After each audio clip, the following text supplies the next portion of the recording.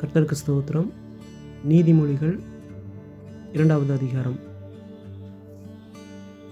என் மகனே, நீ உன் செவியை ஞானத்திற்கு சாய்த்து உன் இருதயத்தை புத்திக்கு அமைய பண்ணும் பொருட்டு நீ என் வார்த்தைகளை ஏற்றுக்கொண்டு என் கட்டளைகளை உன்னிடத்தில் பத்திரப்படுத்தி ஞானத்தை வா என்று கூப்பிட்டு புத்தியை சத்தமிட்டு அழைத்து அதை வெள்ளியைப் போல் நாடி புதையல்களை தேடுகிறது போல் தேடுவாயாகில், அப்பொழுது கர்த்தருக்கு பயப்படுதல் இன்னதென்று நீ உணர்ந்து தேவனை அறியும் அறிவை கண்டடைவாய்.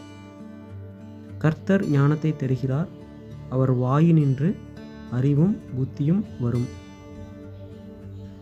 அவர் நீதிமான்களுக்கென்று மெய்ஞானத்தை வைத்திருக்கிறார்.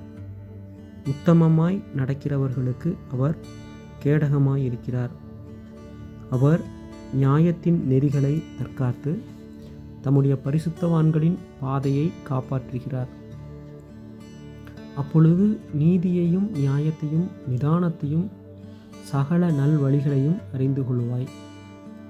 ஞானம் உன் இருதயத்தில் பிரவேசித்து அறிவு உன் ஆத்மாவுக்கு இன்பமாயிருக்கும்போது நல் யோசனை உன்னை காப்பாற்றும், புத்தி உன்னை பாதுகாக்கும்.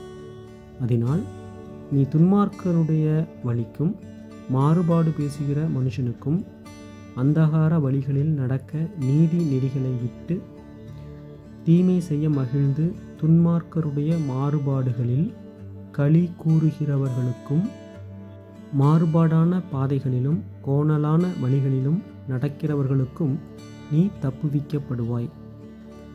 தன் இளவயதின் நாயகனை விட்டு தன் தேவனுடைய உடன்படிக்கையை மறந்து இச்சகமான வார்த்தைகளை பேசும் அந்நிய பெண்ணாகிய பரஸ்திரிக்கும் தப்புவிக்கப்படுவாய்.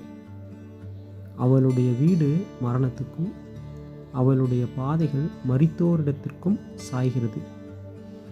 அவளிடத்தில் போகிறவர்களில் ஒருவரும் திரும்புகிறதில்லை, ஜீவ பாதைகளில் வந்து சேருகிறதும் இல்லை. ஆதலால் நீ நல்லவர்களின் வழியிலே நடந்து நீதிமான்களின் பாதைகளை காத்து கொள்ளுவாயாக.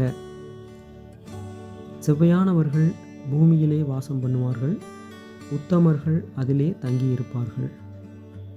துன்மார்க்கரோ பூமியிலிருந்து அறுப்புண்டு போவார்கள், துரோகிகள் அதில் இராதபடிக்கு நிர்மூலமாவார்கள். ஆமென்.